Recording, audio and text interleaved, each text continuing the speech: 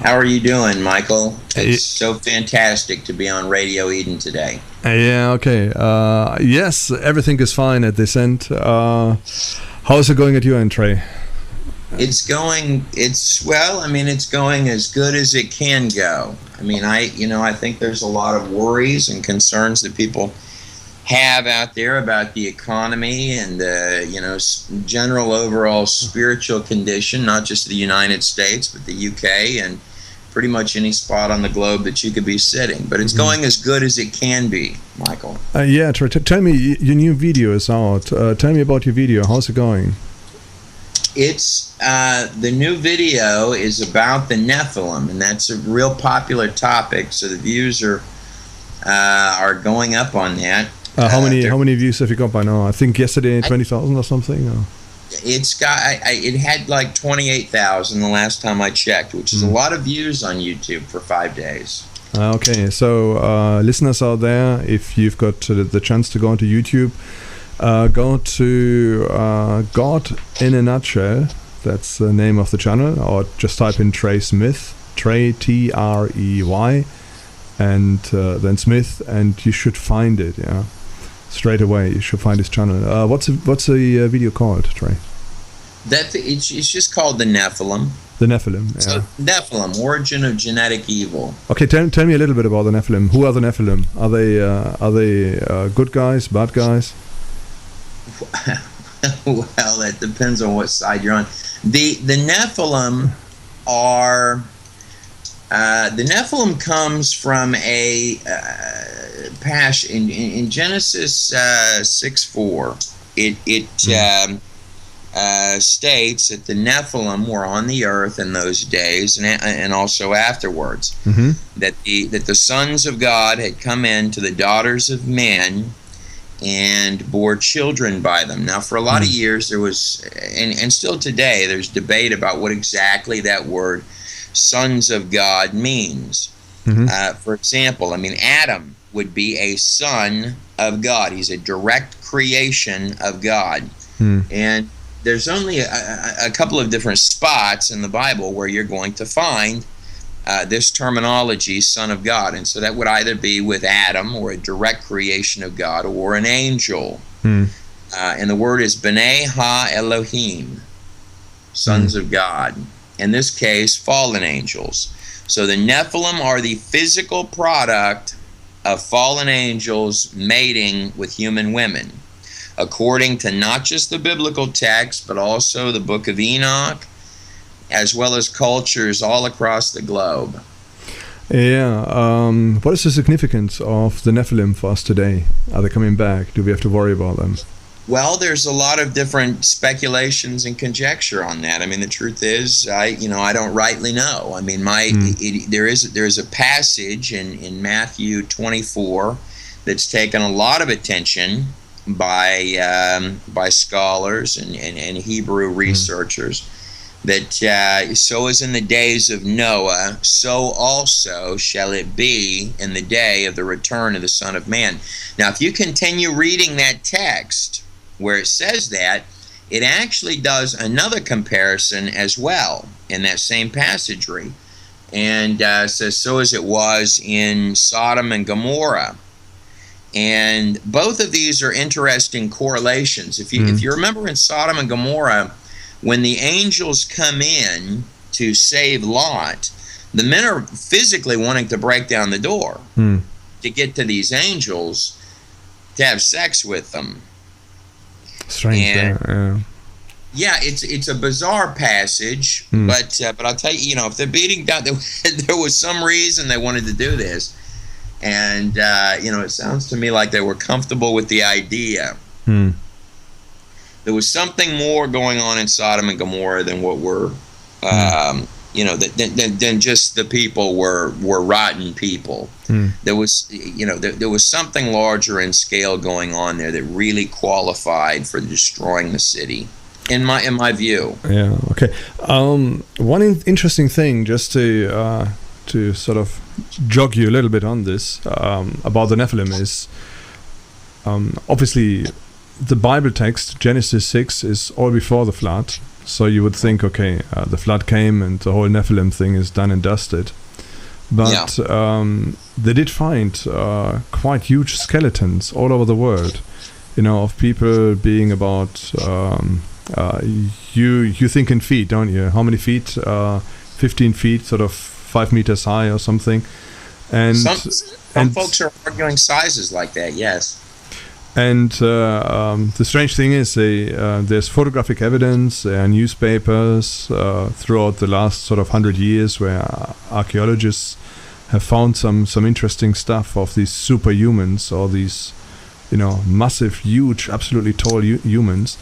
But then shortly afterwards, they all tend to disappear, and the reports are still there, the photos are there, but the exhibits start wandering away. What can you tell me about that? Well, I always like to point out don't forget about these giants, the issues of the six fingers. There's some kind of, throughout all of the reports, whether you're dealing with Indian reports and the guys with the six fingers, or you're dealing with Goliath, or you're dealing with, but there's something about this issue of the six fingers, and also sort of going hand in hand with six toes. And people will argue what the different, sizes were. In terms of reports that I've read in this modern age, old news articles and stuff, about the longest, or in size-wise, of a physical news report, the largest I've seen it claim is between 14 and 15 feet. Now, there aren't any skeletons for that. The tallest skeleton, so the physical evidence, just like you said a second ago, I mean, that would be the smoking gun. Where is the 13, 14, 15 foot skeleton at? This is my speculation on that question, that news companies like the New York Times were not just making up bogus articles, but in fact these skeletons do exist. And there are some fragments, but there are no complete skeletons, and many of these articles boast complete skeletons prior to the 1950s being discovered. And here's what I think, Michael, is that the junk stuff ends up in your museums, pieces of the Titanic, glowing rocks, and a few scatters of dinosaur bones. And the really good stuff, like a giant skeleton, ends up in palaces, so that ultra wealthy guys can show to their friends during cocktail parties. Oh, okay, makes sense. But it's quite fascinating. I've seen a few of those photos around, and I think the bizarre thing is all over the world. It's like China, Peru, sort of South America, North America.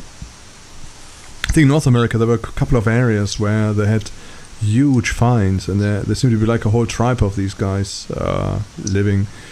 Why aren't they around today? What's happened to them? Have we? Yeah, well, it's certainly not an isolated. It's certainly not an isolated incident. Whether you're dealing with the elongated heads, or whether you're dealing with the giants, and also bear in mind, Michael, that there are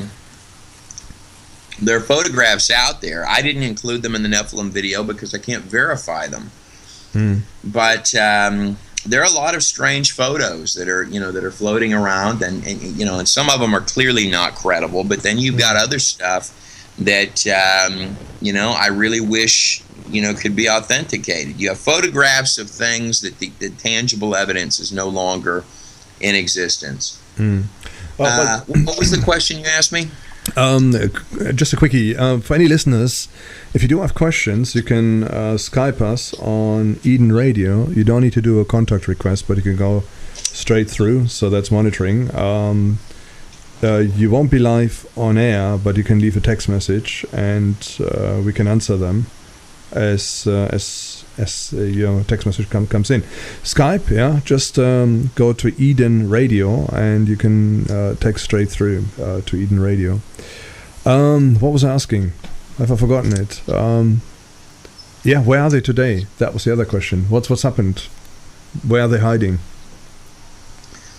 Well, I don't know, but it does. To me, it is awfully curious that when you're listening to the alien abduction accounts, particularly if you spend a day or two, and you're watching these hypnosis sessions where people are having, And of course, it's even become a joke at this point, that the aliens are going to probe you and these other kind of things. But there's always these overtones about the sexual body parts, that they're interested in eggs and semen. And this really does, it begs the question, why would that be? Why would something, number one, if we're willing to accept or believe that the phenomenon itself is real, that these people are not, just crazy people. And you have some of that in the mix, or people that are making up a story because they want a little attention. So you've got some of that there. But then you've got an entirely other segment of people that are having experiences that at bare minimum are very real to them. So real, in fact, that they're describing it as real as any other experience. And this is what they have to share with you, is that they're terrified. The things are not there to help them find new technology. They're not there to help them do any of these other variety of things. But to the contrary, these things seem to they need something.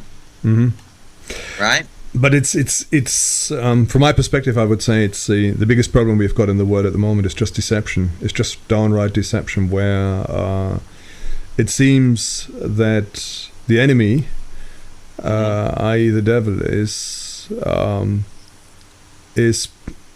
sort of what's the term? I'm looking for a word, I can't find it. Is putting all guns out to get his campaign stronger and stronger. And I think the biggest thing which is happening is just downright deception. Deception. And I think the same with all the UFO thing and the whole phenomenon. You would, we talked about this some other time. You would say, and I agree with that the whole UFO phenomenon is most of it. Some of it can be explained away. It's just like stars or military aircraft or something. But there's also an aspect that is purely demonic, and that there's some demonic manifestation where people are led to believe that there is some space people who give us the answer to all our problems, whereas I would say there are people from another dimension, who come into our dimension and deceive a lot of people to try and get them away from God and try and get them away from the reality, the truth in Christ. From just a clinical perspective, from just looking at it from a rational perspective, you're pretty easily going to alleviate that you have something coming from another planet. And I'm not telling you that there's not somebody living on another planet. I haven't visited all the other planets, so I can't say that as a matter of certainty. But that what you've got here in sheer volume of things appearing in the sky or experiences people have, to say that that's a result of aliens that are on a day-to-day basis coming from some foreign planet is absolutely absurd, and the technical reasons for that are endless. So you're stuck with either, on that phenomenon, you're stuck with either it's all sheerly naturalistic stuff. So that's one option. People are just, having some kind of psychosis. The stuff in the sky is all military. Or you're stuck with option two, that you've really got something intelligent that's toying with mankind. And and so that's when you're hearing guys that have spent their entire lives researching these subjects, and you're hearing them say, gee, this is an awful lot identical to the demons of past days, or this seems to be rooted in Babylonian Egyptian occult, or this thing is molding itself to fit a culture. They're not lying to you about that. And all of the signs, just from what you hear from the people who have physically interacted with the stuff, every sign about it is hostile. Everything about it is hostile, right down to the fact, they all talk about this replacement memory stuff, where they remember an owl or some other kind of night creature as opposed to memory. Thus the reason they've got to penetrate that with the hypnosis. Well, if something is trying to shield its actions, that's already symbolic of the fact that, number one, it's not superior to you, because there's some reason it's frightened that you'll know what it's doing. And also this would tend to suggest that there's something you could do about it. Okay, here's a good question. Is there something you can do about it? I mean, some people, they are terrified, especially people who have been through this experience, having to go through this again. Well, there does happen to be another correlation between all these accounts. Not all of them, but certainly an eyebrow-raising significant portion of them. And that is that the claimed alien beings, for some reason, have a problem with Jesus Christ. That's often their message, that you shouldn't be so foolish as to believe in Jesus. You can believe in whatever you like. So the aliens have all sorts of messages, from peace and harmony to save the planet to save the baby seals. But the one consistency in all of those accounts is that it would stop your spiritual evolution to believe in Jesus Christ. And I just have no idea why an alien from another planet would be so bothered from that. Now here's another curious note, that if you're dealing with psychic experiences, ghosts and this kind of thing, where people are, very often people go to summons dead loved ones. This is more prevalent than you would think that it is, and I've listened to quite a volume of these.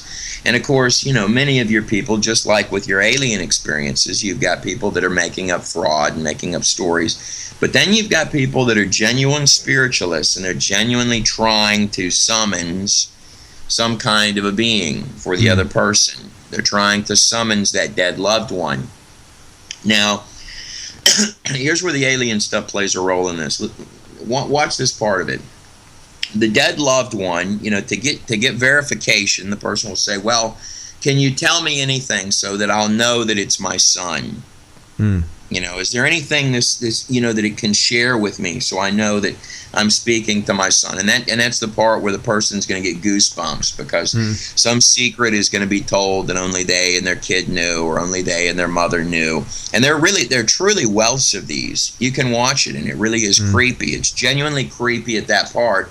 And you can imagine putting yourself in that position if you're on the other side of that table, or you're in that room, and here you've heard some kind of a secret that now it must surely be your son or your mother or whatever that's talking to you. Now, here's the funny thing, is that no matter who it is, now it's got a new message for you. The society has been deceived that believing in Jesus Christ is the thing that you would most not want to do. So all of a sudden, your dead family member is now on a mission. Sometimes they'll even state that I have a mission now, and my mission is to deliver to you this very important information, that you should not believe in Jesus Christ. And what this tells me, when you watch a volume of reports of alien stuff, and then you watch these sort of psychic pursuing the dead loved one experiences, what I'm telling you is that the source of both messages is identical. And there's the same people that are running the UFOs are the same people that are running haunted houses. That's what that means, in my opinion. So it's interesting from that perspective. And then obviously, I mean, the question originally was, what can you do to protect yourself against it? Yeah. And the answer is go to Jesus, huh? Is this what I'm hearing? I don't know. That seems to be the thing they don't want you to talk about, isn't it? That seems to be the thing that it's almost as if you're looking for the answer to what would be the solution, the aliens just give it to you right on a silver platter, don't they? Yeah. I find it interesting from that perspective when you look at all these different sort of groups which have come up, sort of neo-paganism, New Age stuff, and Save the Planet people.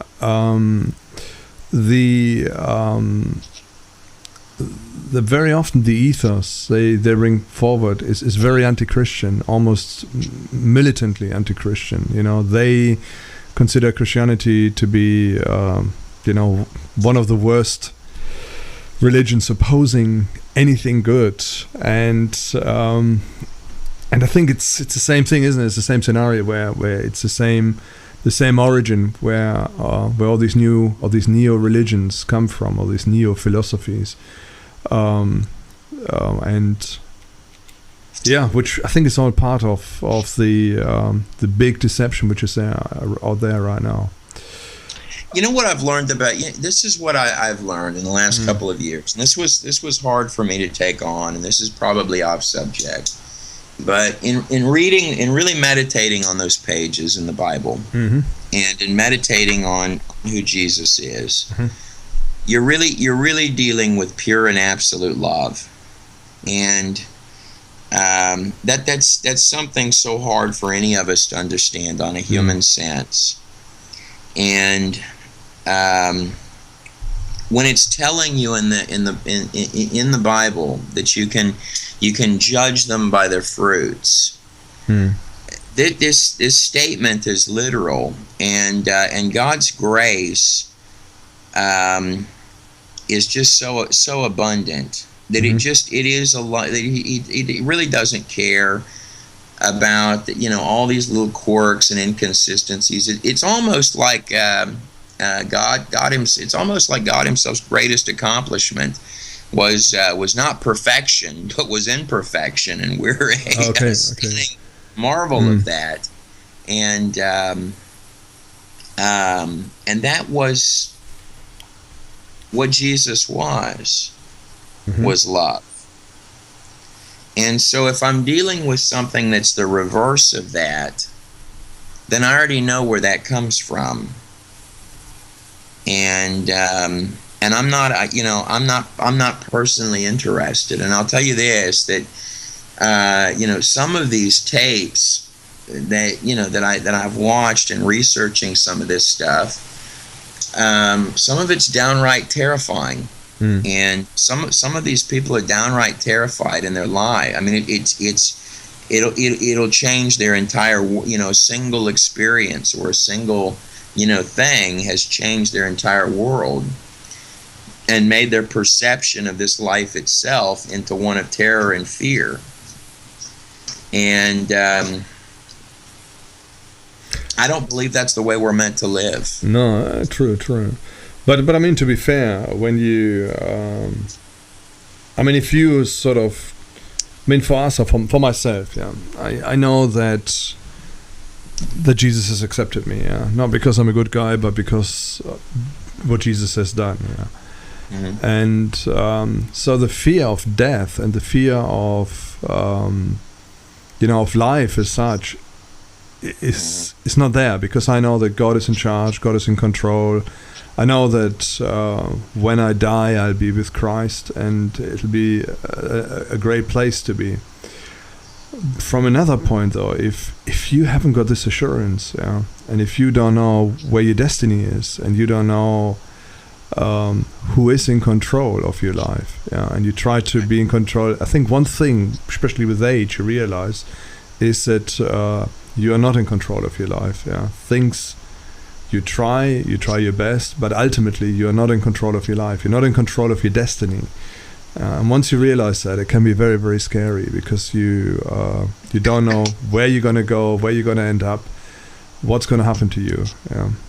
And this is, for me, it's just almost impossible. When I look at people who I've been talking to a friend just a few minutes ago, and one statement was, I think when I die, it'll just be like somebody turns the light off. I'm gone. And my answer was bad news. You're still going to be around, but the big question is where you're going to be. Are you going to go one way or the other? Are you going to be with God, or are you going to be without God? And that must be the most horrendous prospect. And then the worst thing is not knowing the uncertainty and the lack of control you really have. It's quite scary. You can actually watch this on particularly on YouTube. I find this fascinating because it'll show you what the different age frames of people are that, like on videos like mine, you'll see the 18 to 25 crowd are the quickest to mock about there's a God and this. So you find the bulk of people that might cling to beliefs like atheism in your 18 to 25 crowd. And then once you go from 25 to 35, you've got folks that are a little more open, right? They're beginning to, what really is, who am I? Who is this? What is this life that I have? What is this about? Surely this didn't come out of nowhere. And then from 35 to 45, you've got people really starting to embrace that. And then from 55 on out, these people are thrilled to death to hear that there's a God and that they're not in charge. And what baffles my mind is, the atheist groups. I mean, this is honestly got to be absolutely terrifying for them, because think about what they believe at its core. I mean, you really are on a rock, spinning 36,000 miles per hour with no one at the wheel. And this is what you believe. And it's all a random accident. Yes. Yeah. I mean that's to be fair, it's crazy. And this is the thing. If you think it through, it just cannot be. It's just impossible. It's but it's a big problem. People they don't dare to go that far. It's quite interesting as well, because the very point where you accept that there is a God, there inevitably is a consequence for your life. And suddenly within that instance you become accountable. And I think a lot of people shy away from the thought of having to deal with a God, but they just think, somebody up there, the benevolent old guy with white hair, long beard, somewhere in the sky, and I'm going to do my own thing here. I'm not going to bother too much about it.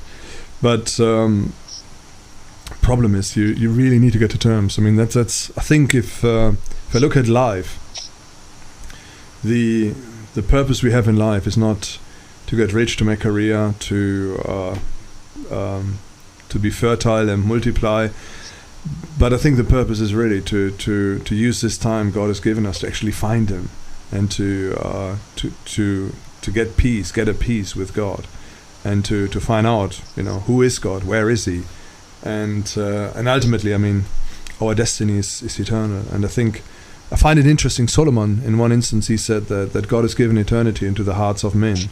And I think everybody kind of knows, regardless what culture, what background, that when they die, it's not over.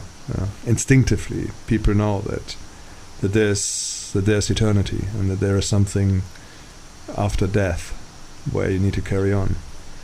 And the scary thing is you need to work out your salvation, in the sense you need to find out who is Jesus. Is He real? Is He not real? I mean, I would say obviously He is real. You can experience Him, and you need to really reach out to Him and to believe in the things He has done, and accept for your life what He has done, and enter into a relationship with Jesus Christ as long as you are here on earth, before it's too late and you go into the time past you die, and you may not have this choice you have here on earth. Well, yeah. So that's what this last video was about. It was. Towards the end, you make a point about that quite a bit. Well, it's a walkthrough of history. And there's no way really any of us can escape it, that there are a lot of very strange events that happened in our history. And I don't think that any of us really grasp, myself included, the full depth and scope of that. And there's a lot of folks that have a lot of ideas about that pre-Genesis world. The truth of it is, none of us really know what that world was like. But the physical evidence in terms of just small things that we find underneath the ground. The dinosaurs, for example, are a grand testament to the fact that you're dealing with time periods that just at a tiny glimpse are far different than our world today in a vast number of ways. And I don't know what all that extends to include. I really don't.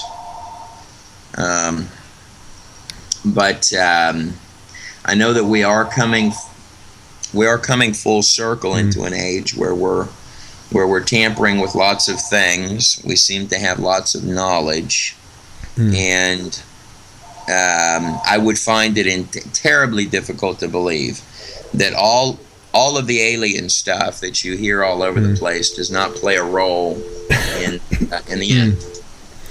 Yeah, no, I kind of agree in the sense that you cannot discard all the testimonies people have. You know, when people talk about their experiences, one thing which I think is clear for me as well is they have experienced something. Yeah, it may not be necessarily exactly the way they've perceived it, and there may be some delusion or some deception in whatever they've experienced. But it's undeniable that many of them went through some traumatic experience with these entities. Yeah. Okay. Right. We've got about 10 minutes left, and then I'll have to switch back over again. Well, I tell you what, Michael, I really enjoyed. I know this was short notice just to jump on with you today, but I love you, man, and there's nobody that I enjoy yakking with on the radio more than you, Michael. And, thank you. Yes, we're dealing with real things. We've lived in an age that has made a lot of fictional stuff out of a lot of things that I think that we really need to pay attention to. And if there's any real purpose to these videos that I make, including the ones that are coming out in the future, it's to provoke people to ask these questions. And it certainly by no stretch of the imagination means that everything I say in every video is correct. It's really a collaboration of information that I'm putting in your hands for you to go on your own journey. Because this idea, like Michael said a second ago, working out your own salvation. One of the things that really fascinates me about Christians is that they all come to God in a completely different way. And what equals validation to one is not even paid attention to another. What's important to one person is completely abstract to another person. So God knows exactly what it is that you're seeking for, but you do actually have to seek. Exactly. Yeah.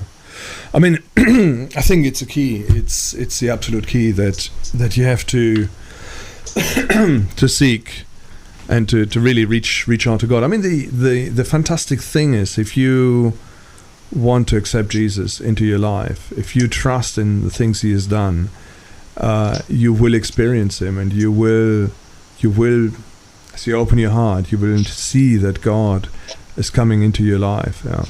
And it's one of the most fascinating experiences I think you can have here on earth, where from the problem you have, being removed from God, being away from God, suddenly to return to God and to really get to know Him, how He is. Before we switch off, what is the key problem we have to deal with that we are not with God normally as we are born? Trey, talk about sin. Just seek, in my opinion, just seek the Lord, and all of the other little things will work themselves out.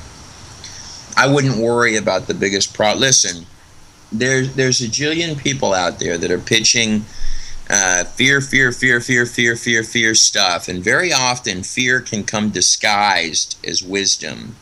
And they'll yelp it so loud and so much and so redundantly. And a lot of these guys I have a lot of respect for. I do. And it's not that what they're saying is not wrong or is not incorrect.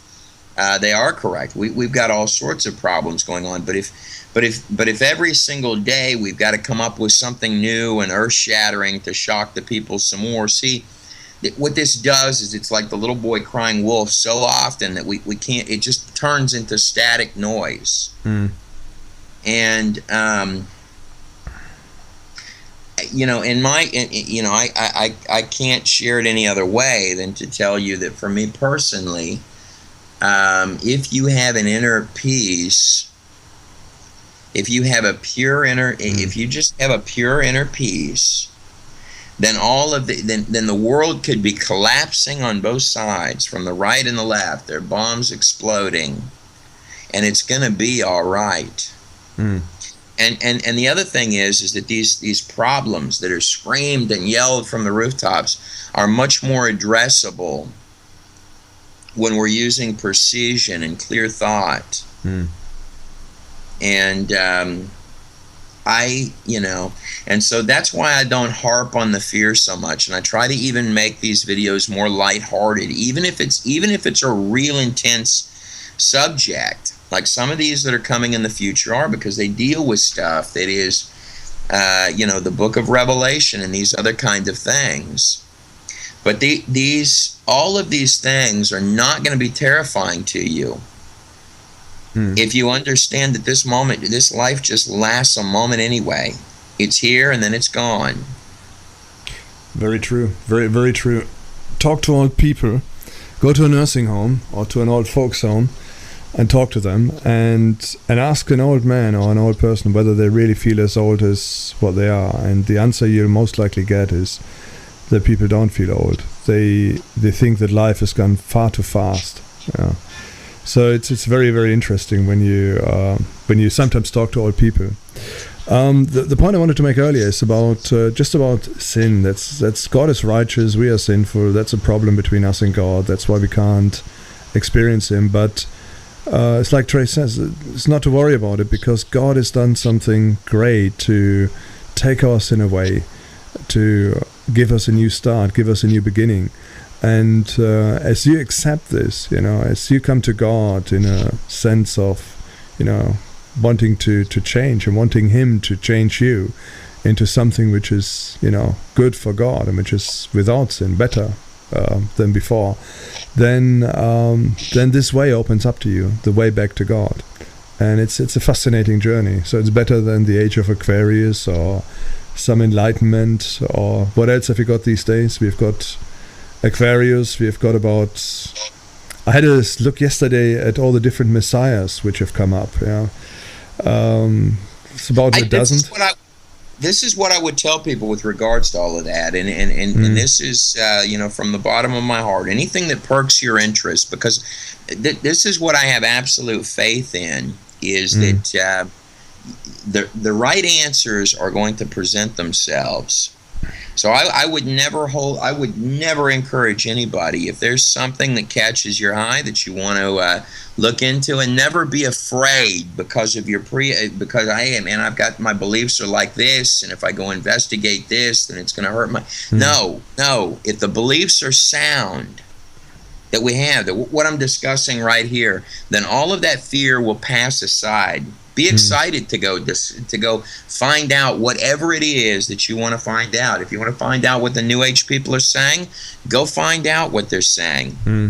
Go find out what they're doing. It is my experience that the ascended masters are not your friends, and not have your best interests at heart.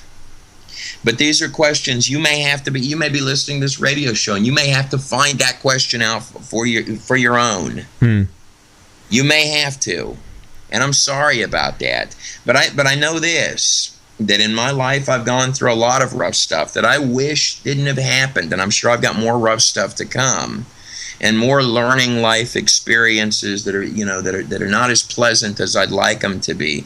But here's the truth. If you don't go investigate something that's on your heart, it's going to continue to bother you for your entire days. And those very questions are placed there for a reason. And I would encourage people to never have fear to ask questions about the very thing, about the very ground on which they believe today. It's important that you know why you believe what you believe. It's important that you know how sound that ground is. If you're out there and you're practicing the New Age, start asking your ascended master some hard questions about who he is, what his intentions are. I've heard one too many people say, "Oh, well, I'll find that out in the end." Oh, you sure will. You sure will. I'm not that trusting. And so this is what I'm telling you, is that your life is worthy of that journey. And enjoy it and have peace about it. Don't live in fear. Listen to the warnings of people that throw, there are a lot of guys out there that have a lot of good warnings about things, but there's also a lot of fear out there right now that the world is, the economy is going to collapse, these and the other things. Okay, well, prepare for it. And sometimes the fear of the thing can be worse than the thing itself. And I've met so many people that are just living in absolute fear because the economy is going to fall apart, and you know what? They're right. They're right. It will. So prep for what am I going to do when it does, and keep on going and have joy today while it's not fallen. But your absolute big surprise, yes, the politicians have screwed you over. Yes, they've done that. Okay. Are they angling towards a one world government? You better believe that they are. Are they going to get it accomplished? You better believe that they are. You got pages that are thousands of years old telling you way back then that they were going to do this. The only funny part of the whole situation is that these people trying to do it think that they actually came up with their own idea. Now that's the funny part. That's the part you can get a chuckle out of. The rest of it's already written in stone. So yes, they're gonna go do these things, but you know what? It's all cool. It really is, because the pages that you're holding are real, and this life really does only last for a breath. That's all it is. It's here for 1 second, and then it's gone. And the only thing that will truly matter is if you came in connection with the King of Kings. And if in fact you did, you are heir to an empire. And I have no idea what exactly the scope and the depth of that means, but it is sufficient for me to understand it's true. And whatever it means is something so vastly larger in scope that my little pea-brain mind could not understand it, sitting inside this place. But when God says he's got rewards for you, I'm telling you, he's not kidding about that. So, just to sort of summarize this, reach out to Jesus Christ. Yeah, just let the King of Kings be your King too, and invite him into your life. Yeah, that's my suggestion to you. And I think the other summary is, I mean, whatever's happening in the world is going upside down. Yeah, we are looking at gloomy times, ahead into gloomy times, and but these are the best times. Actually, this is, you couldn't live in a better time. But you're watching the ending pages of the Bible. Yes, you ought to be eating popcorn and enjoying it. And I'm telling you that God protects his own. And even if you go out of this place in a blast, that'll be good, because then you don't even feel it. And you walk right into the next. I'm telling you, there's everything to be excited about and nothing to be scared of. Don't worry about these people. But you know what they're going to do. So stand up against them as long as you can. And when that ends, when they're going to overcome in the end. That they get their final show. Okay, that's what they get. All right, so we're going to stand up until that's until you can't stand anymore, and then it's done anyway. And that wouldn't have been any different 1,000 years ago or 2,000. The only difference between now and back then is that you're living in the most exciting times they wish they could have.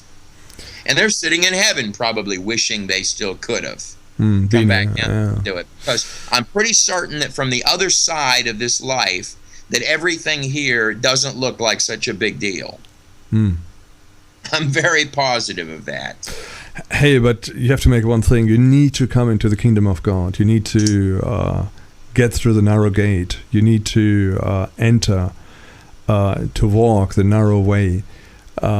Jesus is talking about, and the gate to that is Jesus Christ. You have to really,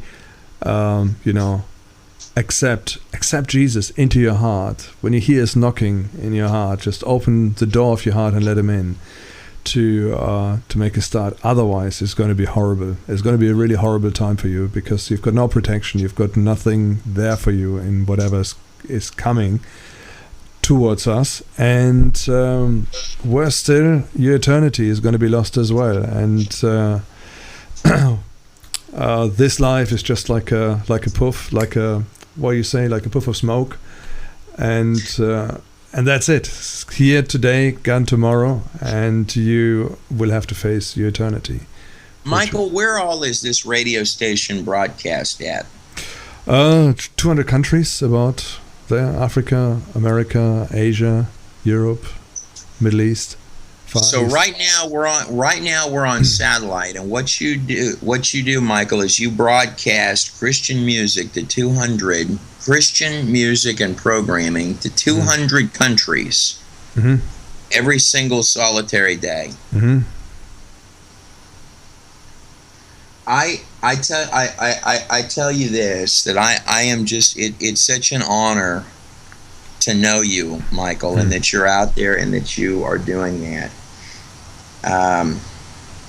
And I would pray right now that anybody out there that's listening to this show, if you felt motivated to go over to radioeden.com and think about helping support a ministry that I believe is touching people that don't even know, a ministry that's not out there shaking people down and playing 24-hour prosperity gospel, and a ministry from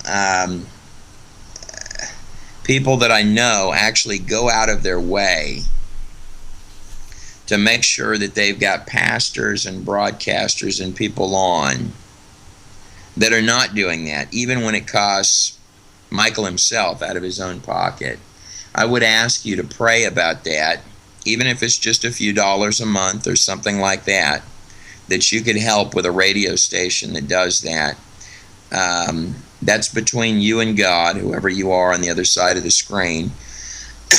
But if you feel compelled, pray about that, because I really do love Michael Scrumbone, and I love this radio station and what it does, and I know what the costs are as well. Michael, it was just such an honor to talk to you today. Okay, really. Trey, thank you for that. Listeners, before we turn the music back on again and go to our normal programming, if you would like to check out the videos, godinanutshell.com, or if you go to YouTube, just click onto or type in the search field Trey Smith. It's Trey Smith, and just check those videos out. They're really interesting. How many videos have you got on there? They're about 20, 30? It's something like that, Michael. And sort of the couple of really good videos. One video is a theory about everything. It's about 2.5 hours. And then obviously the latest video as well about the Nephilim, and a couple of videos about the Book of Enoch, which Trey mentioned earlier. Really interesting stuff. So give it a go, check it out. And if you want, get the CD set as well, or the DVD set, and get it for a friend to watch it. Very interesting stuff. Okay, God bless, and I shall be switching over to a normal stream. Trey, you want to say anything before we sign off? Thank you for the talk today, Michael. Okay. God bless everyone listening. Okay, God bless. Bye-bye.